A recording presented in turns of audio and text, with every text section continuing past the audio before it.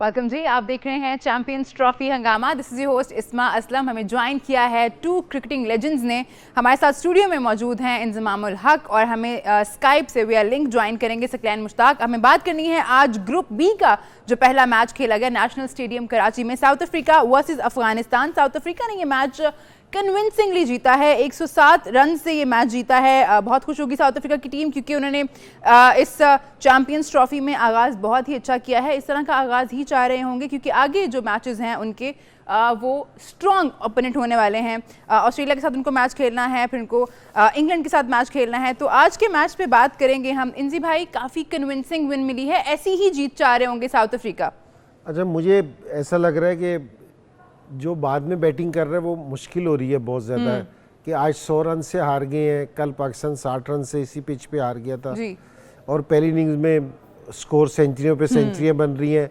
आज भी अगर साउथ अफ्रीका की तरफ से देखा जाए 100 हुए, 3 50 हुए हैं, उधर न्यूजीलैंड की तरफ से 200 हुए थे जी। तो इसमें मेरे ख्याल में पिच का थोड़ा सा कसूर है कि बाद में स्कोर नहीं बना रही इतना, या दूसरी टीम के बॉलर का कमाल है या बैट्समैनों का कुछ चक्कर है, तो ये वाली चीज़ है। लेकिन साउथ अफ्रीका ने बहुत ही प्रोफेशनल क्रिकेट खेली है। हम है ना अफगानिस्तान से ना इससे बेहतर तवक्को कर रहे थे, जीत का तो नहीं कर रहे थे कि ये हरा भी सकते थे, कोई ऐसी नहीं बात, लेकिन हम इनसे ना बेहतर की तवक्को कर रहे थे और स्पेशली इनकी बॉलिंग से, क्योंकि जी इनके बॉलर्स है ना उनको डैमेज करेंगे। लेकिन साउथ अफ्रीका को क्रेडिट देना चाहिए कि जो उनका स्पिन अटैक था ना, अच्छा एक आज फिर एक चीज़ है ना अफगानिस्तान की देखने में आई, अगर आप इनका टीम देखें ना जी, 9 नंबर तक इन्होंने ऑलराउंडर्स खिला रखे हैं। फास्ट बॉलर्स में ना सिर्फ एक फारूकी के अलावा इन्होंने कोई दूसरा फास्ट बॉलर, आप जब तक हमला नहीं करेंगे ना दूसरी टीम में, कि आप अगर ये बचने की कोशिश करेंगे कि हम अपनी बैटिंग को लंबा कर लें, 8वें नंबर तक ले जाए, 9वें नंबर तक ले जाए, तो ये मुश्किल है। क्योंकि ये पिचेस ऐसी हैं जहां पार्टनरशिप लग जाएगी, आपके पास जो मर्जी बॉलिंग हो, फिर आप स्कोर नहीं रोक सकते।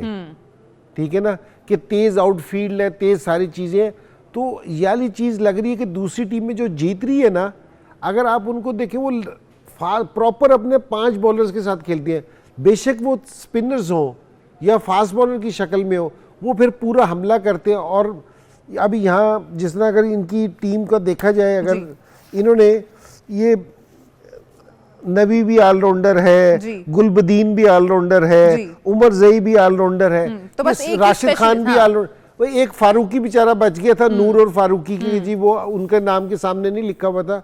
तो आपको इन पिचेस पे मैच जीतने के लिए स्पेशलिस्ट प्लेयर खिलाने पड़ेंगे, और अगर एक ऑलराउंडर कोई बहुत अच्छा हो तो वो खिलाएं। जो भी टीम याली गलती करेगी मेरे ख्याल में वो आप दूसरी टीम को ना रोक नहीं सकेगी, और जिस टाइम वो उसके ओवर गुजारने की कोशिश करते हैं ना, फिर वो बैट्समैन सेट हो जाते हैं, फिर जिस टाइम रेगुलर बॉलर आते हैं ना वो उनको भी मैनेज कर लेते हैं, आराम से स्कोर बनने शुरू हो जाते हैं। तो मेरे यहाँ आपको है ना बिल्कुल अपनी, और देखें मैच ये याद रखें, मैच हमेशा बॉलर्स जितवाते हैं। अगर रेशो चेक की जाए ना मैच जीतने की, तो हमेशा बॉलर्स ज़्यादा मैच जितवाते हैं बैट्समैनों की निस्बत। जिस टाइम भी जो टीम बैट्समैनों से मैच जीतने की कोशिश करेगी ना, तो आप है ना मैच नहीं जीत सकेंगे। इसकी एग्जांपल इंडिया की अगर टीम की दूँ ना, पहले इनके पास बहुत वर्ल्ड क्लास बैट्समैन थे, बॉलिंग उतनी तगड़ी नहीं थी, तो ये है ना उतने मैच नहीं जीतते थे जितने आज जीतेंगे। इनकी जिस टाइम बॉलिंग तगड़ी हुई है ना, तो इन्होंने फिर मैच जीतने शुरू किए। बैटिंग इनकी आज भी मजबूत है, लेकिन जिस टाइम इनकी बॉलिंग मजबूत हुई है ना, तो इन्होंने जीतना शुरू किया है। तो पाकिस्तान को भी ये चाहिए कि जिस तरह ऑलराउंडर्स की बजाय है ना अपने रेगुलर बॉलर्स के साथ खेलें। सकी भाई, इंजी भाई कह रहे हैं कि you have to have specialist if you want to win the games. इस तरह से नहीं होगा कि आप अपनी बैटिंग को बढ़ाते जाएं, आप सोचे कि हम 8 ऐसे लोग खिला लेते हैं जो दोनों चीजें कर लें थोड़ी थोड़ी। तो कॉन्फिडेंस बड़ा जरूरी है अपने प्लेयर पे, अगर आपने जो है मैचेस जीतने हैं यहाँ पे। जी बिल्कुल। देखें, जब से क्रिकेट शुरू हुई है, हमने जब से मैंने होश संभाला, मैंने क्रिकेट देखना खेलना शुरू की, और हमसे जो पहले थे वो भी यही कहते थे कि बैट्समैन सकी, जब आपने जब से होश संभाला बहुत पुरानी बात होगी ये। आपसे थोड़ा सा यानी बाद की बात तो यानी बैट्समैन के लिए ये कहा जाता था कि बैट्समैन सिर्फ एक गेंद की मार है, एक गेंद पड़ा और ये घर को। तो बैट्समैन को यानी अगर 10 बैट्समैन है, 10 अच्छे गेंद कर दिए जाएं तो वो तो गए।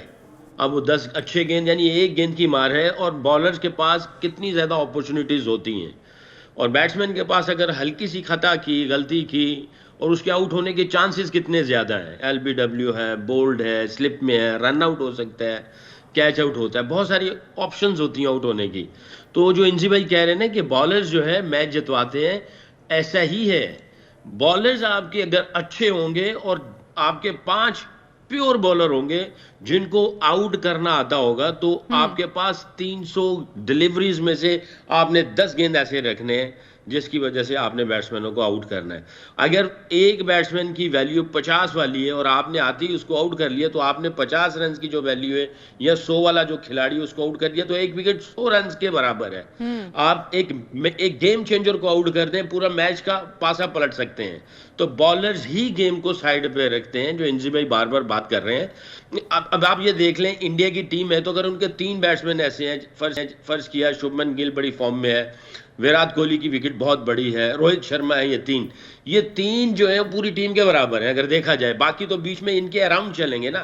तो जिस बॉलर ने, आपके पास 5 बॉलर हैं, 5 बॉलरों में से किसी ने भी किसी एक को आउट किया ना, तो उसने 50 वाली या 100 वाली विकेट ली, तो गेम ही चेंज करके रख दिया आपने ना। तो बॉलर्स ही ऐसे करते हैं, और बैट्समैन रिस्की होती है, उनको अर्ली ऑन आउट होने के चांसेस हैं, रन आउट हो सकते हैं, बहुत सारे आउट होने के चांसेस होते हैं। तो हिस्ट्री भी यही कहती है कि बॉलर के बलबूते पे जाते हैं। साउथ अफ्रीका ने 5 के 5 मेरा ख्याल है प्रॉपर बॉलर रखे हुए हैं। ठीक है, वो जेनसन थोड़ी सी बैटिंग भी कर लेता है, बाकी इनके अगर देखें, महाराज बॉलर है, प्रॉपर बॉलर है, रबाडा पूरा प्रॉपर बॉलर है। इन्होंने सिर्फ 5 बॉलर इस्तेमाल किए हैं साउथ अफ्रीका ने। तो बहरहाल ये तो बहुत ही कमाल की बात हो जाएगी कि आपके पास 5 के 5 पूरे बॉलर हों, 5 के 5 पूरे बैट्समैन हो, एक विकेट कीपर है, और अगर इस 5 में से भी जो आ जाए एक साथ में ऑलराउंडर टाइप हो जाए, जैसे हमारे पास अब्दुल रज़ाक था या अजहर महमूद थे, वसीम भाई भी ऑलराउंडर टाइप थे मगर प्रॉपर बॉलर थे, गेम चेंजर थे। तो आई थिंक तुम्हारा भी तो एक 100 है ना टेस्ट मैचेस में, जिसमें उन्होंने माफी मांगी थी। तुक्का ठीक लग गया था वो। बहरहाल एनीवे तो इंजी भाई की बात जो है वो बिल्कुल ऐसे ही है। और दूसरा ये है कि आपको फ्लैट पिचेस के ऊपर आप कैसे आप अग्रेसिव क्रिकेट नहीं खेल सकते हो, आपको अग्रेसिव क्रिकेट खेलनी पड़ेगी। और एक और बात जो इन्होंने इंजी भाई ने कही है कि ये जो विकेट है, लगता है बाद में बैट्समैनों को उतना सूट नहीं कर रही है। ये वाकई ऐसे ही है, क्योंकि इसकी हिस्ट्री भी थोड़ी सी ऐसे ही बता रही है। अगर ड्यू ना पड़े तो उल्टा हो जाता है। ठीक है, भाई हमें कंडीशंस पे बात करनी है, हम इस पे बात करेंगे भी, लेकिन अभी हमें एजाज वसीम बाकरी साहब ने ज्वाइन किया है दुबई से। Ejaz, thank you so much. सबसे पहले तो मैं जानना चाहूंगी कैंप में माहौल कैसा है, आपने क्या नोटिस किया है? Thank you so much. आज पाकिस्तान ने 3 घंटे का यहाँ ट्रेनिंग सेशन किया है आईसीसी एकेडमी में। इस वक्त भी पाकिस्तान क्रिकेट टीम अब यहाँ ग्राउंड से वापस जा रही है। इमामुल हक ने भी पाकिस्तानी टीम को ज्वाइन कर लिया। जैसे ही इमाम पहुंचे टीम होटल, तो वहां से वो बस पे बैठ के टीम के साथ ही यहाँ पर पहुंचे थे। थोड़ी वेदर के अंदर थोड़ा सा आप यूं कह लें कि जो दुबई का एक टिपिकल वेदर होता है जहां पर गर्मी होती है, तो यहाँ थोड़ा सा एक ड्यू फैक्टर रह सकता है। और दूसरा, पाकिस्तानी कैंप के अंदर प्लेयर्स काफी कॉन्फिडेंट हैं। आज हम लोग टीम होटल गए, जुम्मा की नमाज से पहले हारिस रऊफ ने मीडिया से गुफ्तगू की। उसके बाद फिर पाकिस्तान के तमाम प्लेयर्स जुम्मा नमाज पढ़ के जब वापस आए तो लॉबी में बगैर कैमरों से मीडिया से चंद प्लेयर्स ने गुफ्तगू भी की। हारिस ने बकायदा ऑफिशियल मीडिया टॉक की। बड़ा क्लियर मैसेज हारिस रऊफ ने दिया पूरी टीम की तरफ से कि हमने न्यूजीलैंड की शिकस्त को भुला दिया है, और हम ये चाहते हैं कि पाकिस्तान के जो फैंस हैं, जो पाकिस्तान की जो क्रिकेट कम्युनिटी है, वो हमें इंडिया वाले मैच के लिए सपोर्ट करें और Pakistan cricket team come back करेगी। इनफरादी तौर पर भी प्लेयर्स का यही कहना था कि उनको भी शिकस्त का, वो कहते जी हमें एहसास और अदराक है। बट एक चीज मैंने नोट किया है आज हारिस रऊफ की गुफ्तगू से, और बाकी प्लेयर्स जो जुम्मा नमाज पढ़ के वापस आए, लॉबी में मौजूद थे, सब लोग एक तरह से पाकिस्तान की जो क्रिकेट कम्युनिटी है, चाहे मीडिया है या एक्स क्रिकेटर है, वो उनसे हेल्प सीख कर रहे थे कि हमें सपोर्ट कीजिए। और पाकिस्तानी टीम का जो अंदाज है, जो ट्रेनिंग में हमें अग्रेशन दिखाई दिया। और फिर आपको ये भी बताऊं कि कराची के बाद आज ये दूसरा मौका था, पहली मर्तबा हमने ऐसे देखा कि पहले जो टेल एंडर्स हैं उनको बैटिंग कराई गई। सबसे पहले जब पाकिस्तान ने हल्की फील्डिंग ड्रिल्स करने के बाद जब नेट प्रैक्टिस स्टार्ट की तो शाहीन शाह अफरीदी, हारिस रऊफ को, इब्रार को पहले बैटिंग कराई गई और उसके बाद फिर सीनियर बल्लेबाजों ने बैटिंग की और इन लोगों ने उनको बॉलिंग की और उसके बाद फिर फील्डिंग की ड्रिल्स भी हुई हैं। फील्डिंग की, कैचिंग की ड्रिल्स भी हमने देखी हैं। हसनैन काफी ज्यादा ग्राउंड में एक्टिव दिखाई दिए हैं। जैसे अब सकलैन भाई ने हिंट दिया है कि प्रॉब्ली पाकिस्तान 4 पेसर्स के साथ जा सकता है या पाकिस्तान अब 4 रेगुलर बॉलर तो है पाकिस्तान के पास इब्रार को मिला के। एक और चीज भी मैं आपको बता दूं, आज यहां दुबई में सुनील गावस्कर साहब ने इंडियन मीडिया से गुफ्तगू की और उन्होंने बड़ा एक ऐसा स्टेटमेंट दिया जिसके ऊपर डिस्कस किया जा रहा है। उन्होंने यह मशवरा दिया कि पाकिस्तान के खिलाफ हशरत राना को रेस्ट करवा के इंडिया वरुण चक्रवर्ती के साथ मैदान में उतरे, यानी इंडिया 4 रेगुलर स्पिनर के साथ जाए और एक मोहम्मद शामी, क्योंकि वो 5 आउट कर चुके हैं। दूसरी तरफ पाकिस्तान, हसनैन को हमने एक्टिव देखा है ग्राउंड के अंदर, कामरान गुलाम और हसनैन काफी एक्टिव दिखाई दिए हैं। अब क्या सऊद शकील को रेस्ट करवा के कामरान गुलाम को चांस मिलता है या फिर उस्मान खान को भी हमने देखा बकायदा उनको अच्छी जो है वो कैचिंग प्रैक्टिस कराएगी और उन्होंने नेट्स के अंदर भी काफी देर गुजारी है। मैं अभी कंफर्म नहीं कर सकता, मेरा गेस है कि उस्मान खान को पाकिस्तान मैदान में उतार सकता है और ये चांसेस हैं कि बाबर वन डाउन की पोजीशन पे चला जाए, उस्मान और इमाम ओपनिंग कर लें। लेकिन ये सारे वो ऑप्शन हैं जो वाइड हैं। कल क्योंकि कप्तान की ऑफिशियल प्रेस कॉन्फ्रेंस होगी तो प्लेइंग 11 का पूछा जाएगा, लेकिन ऐसा नहीं है कि जैसे हम ये कोई प्रेडिक्ट कर सकें कि कौन खेलेगा। लेकिन आप हसनैन को, कामरान गुलाम को और उस्मान खान को आप टीम के अंदर देख सकते हैं। आप अगर शायद सऊद शकील प्रॉब्ली पाकिस्तान रेस्ट भी करवा सकता है, पाकिस्तान 4 पेसर के साथ। जो चीज पॉजिटिव नोट की है कि वो न्यूजीलैंड की हार को भूलना चाहते हैं और आपके पास भी 2 पाकिस्तान के टॉप एक्स क्रिकेटर बैठे हुए हैं और हम मीडिया वाले हैं। प्लेयर्स ने यही कहा है कि हमें सपोर्ट कीजिए, हम आपको यहाँ पर अच्छा रिस्पांस देंगे और अपनी गलतियों से सीख के मैदान में उतरेंगे। एजाज, आपका मैसेज बिल्कुल हमें मिल गया है और आपकी तवज्जो से जितने लोग हमें देख रहे होंगे इस प्रोग्राम में उनको भी मैसेज मिल गया होगा। जी, कहा गया है कि हमें सपोर्ट करनी है, लेकिन एक चीज़ इंजी भाई, आपने कोई क्वेश्चन करना है तो कर लें, उसके बाद मैं चाहूँगी कि हम इस पर डिस्कस करें। नहीं, भाई जाज ने बड़ी अच्छी चीज़ें बताई और सुन के बड़ा अच्छा लगा कि जी पाकिस्तान कैंप में बहुत पॉजिटिव वाइब है, एनर्जी थी, सारे लड़के जरा मिल के प्रैक्टिस कर रहे थे, तो ये बड़ी अच्छी चीज़ नज़र आई है। और हम साइड का तो कुछ नहीं बता सकते कि किसको खेलना चाहिए और किसको नहीं, वो तो कंडीशंस के हिसाब से ना मैनेजमेंट और कप्तान डिसाइड करेंगे। लेकिन ये बात बिल्कुल सही है आपने कही, और जो प्लेयर्स डिमांड कर रहे हैं कि हमें प्लेयर्स को अपने सपोर्ट करना चाहिए। अगर हमारी टीम पहला मैच हार गई है, और जाहिर बात है मैं भी और सकलैन भी, हम दोनों ये महसूस करते हैं कि जिस समय हमारे से परफॉर्मेंस अच्छी नहीं होती थी, हम भी अपनी है ना पीछे पुराने प्लेयर्स से, अपने कौम से यही तवक्को करते थे कि हमें बैक किया जाए। तो हम बिल्कुल हारिस रऊफ की इस बात से बिल्कुल एग्री करते हैं और हम बिल्कुल अपनी टीम के लिए अच्छे अल्फाज इस्तेमाल करेंगे, अपने लड़कों को बैक करेंगे और अभी नहीं करेंगे, अगर आगे भी खुदा ना खास्ता अभी नहीं कहना चाहिए, लेकिन मेरे ख्याल में काफ़ी सारे लोग ऐसे हैं जो उनको मुसलसल बैक करते हैं इस चीज़ पे। ठीक है एजाज, मैं जानना चाहूँगी आपसे, क्या आप हमें कुछ बता सकते हैं कि इंडियन टीम ने आज प्रैक्टिस की है या फिर उनकी प्लेइंग 11 में कुछ चेंज हम एक्सपेक्ट कर सकते हैं? इंडिया का आज रेस्ट डे था क्योंकि उन्होंने गुज़श्ता रोज बांग्लादेश के खिलाफ मैच जीता, तो आज इंडियन टीम का रेस्ट डे था। कल इंडियन टीम डे टाइम में प्रैक्टिस कर रही है 1:30 से लेकर 4 बजे तक, और पाकिस्तान शाम 6:30 बजे से लेकर पाकिस्तान 9:30 बजे तक ट्रेनिंग कर रहा है। और कल दोनों कप्तानों की प्रेस कॉन्फ्रेंस भी है। एक और चीज जो दुबई में मैंने आज देखी है, कराची में भी मैं था जब पाकिस्तान क्रिकेट टीम न्यूजीलैंड से मैच हारी, तो जैसे क्राउड डिसअपॉइंटेड था, हम सब लोग डिसअपॉइंटेड थे। बाहर हमने जब पब्लिक के साथ गुफ्तगू की तो लोग बड़े नाराज थे। आज दुबई के अंदर बड़ा अजीब सा एक जो है ना वो अच्छा लगा कि जब पाकिस्तान क्रिकेट टीम की बस आके रुकी, वो फुटेजेस मीडिया पे चल भी रहे हैं, 24 के ऊपर भी वो विजुअल्स मौजूद है कि तकरीबन 200 से 300 के करीब क्रिकेट फैन जो हैं, इंजमाम भाई और सकलैन भाई जानते हैं आईसीसी एकेडमी का जो एंट्री गेट है बड़ा छोटा सा है, इतनी ज्यादा तादाद में लोग आए और उन्होंने आके बाबर आजम के नारे लगाए, शाहीन के नारे लगाए और बड़ी तादाद में फैंस थे। जो पाकिस्तान की शर्ट्स भी पहन के थे, और उन्होंने टीम का दुबई के अंदर एक तरह से वेलकम किया एयरपोर्ट की बजाय आईसीसी एकेडमी पहुंचने पर। और उसके बाद फिर कुछ फैंस के साथ प्लेयर्स ने ऑटोग्राफ भी दिए। सो टीम के अंदर वो लग रहा है कि उनको अंदाजा है कि ये मैच ही उनके लिए सब कुछ है।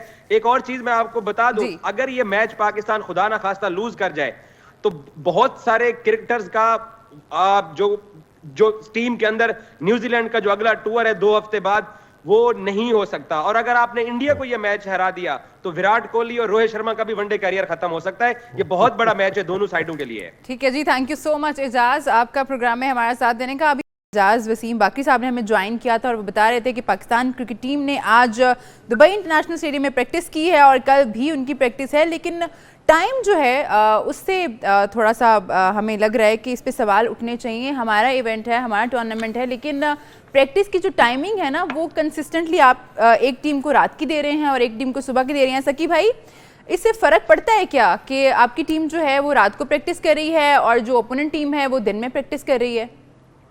देखें, हमारा अगला मैच इंडिया के साथ है। इंडिया हमसे पहले पहुंचा, वो क्लेमेटाइज पहले होगा। उन्होंने डे में प्रैक्टिस भी की, जो जहाँ तक मुझे खबर मिली उन्होंने आज मेरा ख्याल है डे में प्रैक्टिस की, पाकिस्तान ने नाइट में प्रैक्टिस की। आज कल पाकिस्तान आज नहीं प्रैक्टिस की, उन्होंने रेस्ट किया, रेस्ट किया। हमने नाइट प्रैक्टिस की, कल भी हम नाइट प्रैक्टिस करेंगे। मैच डे नाइट है, हमें डे का हिस्से का जो है ना बैटिंग मिली, ना बॉलिंग मिली, ना फील्डिंग मिली, और हमें नाइट का ही वो सारी चीज़ें चल रही हैं। और इंडिया जो है वो हमसे पहले गई हुई है और वो जनाब डे भी यूटिलाइज कर रहा है, नाइट भी है। हम लोग सफ़र करके जाएंगे, वो एक जगह में बैठे रहेंगे, वहीं पे खेलेंगे। उनको तो जनाब वो जो है वो सर पे बिठाया हुआ है, उनको इज्जत दी जा रही है। बट आई थिंक ये हमारा टूर्नामेंट है तो हमें इसके फिक्सचर को देखना चाहिए था। बहुत फ़र्क पड़ता है जब आप जा रहे हो और आप, मेरा ख्याल है इस टूर्नामेंट का सबसे बड़ा मैच है ये, पाकिस्तान और इंडिया इस टूर्नामेंट का सबसे बड़ा मैच है। और इस मैच में सबकी तैयारी इक्वल होनी चाहिए और अपॉर्चुनिटी इक्वल देनी चाहिए। और हमें भी देखना चाहिए था, आईसीसी को भी देखना चाहिए था कि पाकिस्तान ठीक है ट्रैवल करके आ रहा है, ये कंडीशन डिफरेंट है, दुबई की कंडीशन डिफरेंट है, तो हमें कम से कम डे में भी प्रैक्टिस मिलती, नाइट में भी प्रैक्टिस मिलती। और जब हम लोग मैच खेलने के लिए जाते हैं तो कम से कम हमें दोनों डे और नाइट की कंडीशंस का हमें कुछ पता होता, हम क्लेमेटाइज हो गए होते। I think this is unfair.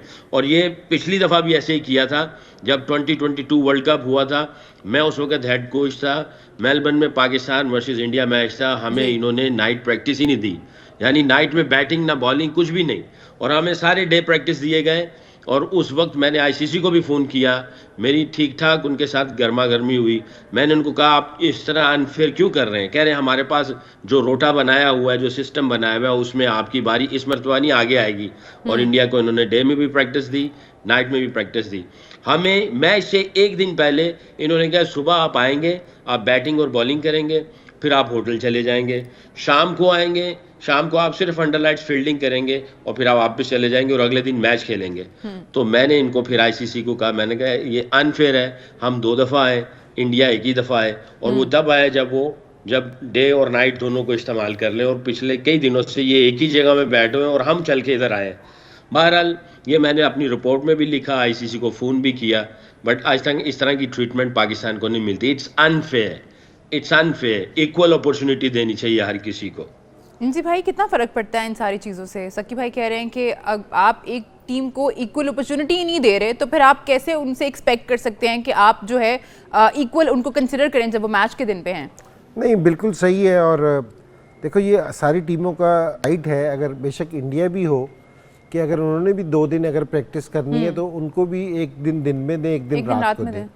तो ये नहीं है कि जी हम पाकिस्तान की वजह से कह रही है, कोई भी टीम हो ये उसका, क्योंकि आपने मैच दिन की रोशनी में भी खेलना है और लाइटों में भी खेलना है। तो आपको प्रैक्टिस, जो आपने मैच खेलना है, आपने मैच ही की प्रैक्टिस करनी है ना। तो अगर मैच आपका दिन में भी है हाफ मैच, और अगर हाफ मैच लाइटों में है, तो प्रैक्टिस भी दोनों तरफ करनी चाहिए। और मैं इस चीज़ को, दूसरी चीज़ ये करूँ कि ये जिस तरह शेड्यूल बन रहा होता है ना, जिस तरह मैचेस का भी शेड्यूल बन रहा होता है, उस तरह प्रैक्टिस का भी शेड्यूल बन रहा होता है। तो उस टाइम है ना, हमारी जो उनकी मैनेजमेंट है ना, उनको ये वाला रोल अदा करना चाहिए कि हमें है ना फलां टाइम पे इस टाइम है ना हमें प्रैक्टिस सेशन चाहिए। ये आपको पहले से, क्योंकि मैं इसलिए कह रहा हूँ कि ये मैं आपको आज से 15 से मुझे 16-17 साल हो गए छोड़े हुए क्रिकेट। तो जिस टाइम बॉब वुलमर होता था ना, वो मेरे से आके पूछता था कि जी मैं उनको है ना लिख के भेजूंगा कि हमें प्रैक्टिस इस टाइम चाहिए, क्योंकि तुझे किस टाइम प्रैक्टिस चाहिए। तो ये थोड़ा सा ना मैनेजमेंट का भी काम है। और अगर कोई मैनेजमेंट, जिस तरह सकलैन बता रहे हैं ना कि मैंने उनसे रिक्वेस्ट की थी, तो अगर किसी टीम का कोई हेड कोच या कप्तान या मैनेजमेंट जिस टाइम आईसीसी रिक्वेस्ट करती है, तो देखो हर जहाँ भी आप प्रैक्टिस करते हो ना, वहाँ 5-6 पिचेस होती हैं। तो अक्सर ये भी हुआ है कि जी 2-2 टीमें भी साथ साथ प्रैक्टिस कर रही होती हैं कि हाफ पिचेस उनको दे देते हैं, हाफ पिचेस उनको देते हैं, या 1.5 घंटे के लिए, क्योंकि आपने फील्डिंग सेक्शन भी करना होता है। तो पहले एक टीम से कहते हैं कि आप फील्डिंग सेशन कर लो, बाद में बैटिंग कर लो। ठीक है। तो ये कोई मैनेज किया जा सकता है, कोई ऐसी चीज नहीं है। इक्वल अपॉर्चुनिटी देना बड़ा जरूरी है, अपॉर्चुनिटी देना जरूरी है जब वो आमने सामने आ रही हैं, और स्पेशली जब इतने बड़े गेम में जिसपे आपके। जी बिल्कुल, जैसे इंसी भाई ने कहा और मैंने भी ये कहा है कि ये जो टूर्नामेंट होता है, इसका जो है वो प्रैक्टिस सेशंस भी आपको वो पास ऑन करते हैं, इंफॉर्मेशन देते हैं ये सारी। आई थिंक क्योंकि अनफॉर्चुनेटली हमारा ये जो है ना, ये आता है सीधा आपके डायरेक्ट इंटरनेशनल के पास आता है। आई थिंक वो ये जो ईमेल आती है वो फिर वहाँ से मैनेजमेंट की तरफ जाती है। मैनेजमेंट जो है वो फिर हेड कोच के पास आती है, फिर हेड कोच बैठ के इसके ऊपर डिस्कशंस करते हैं कि भाई मैचेस कहाँ पे हैं, उस मैचेस से पहले हमें कौन कौन सी प्रैक्टिस सेशन चाहिए होंगी, उसकी क्या रिक्वायरमेंट होंगी, ताकि हम मैच के लिए अपने आप को प्रिपेयर कर सके।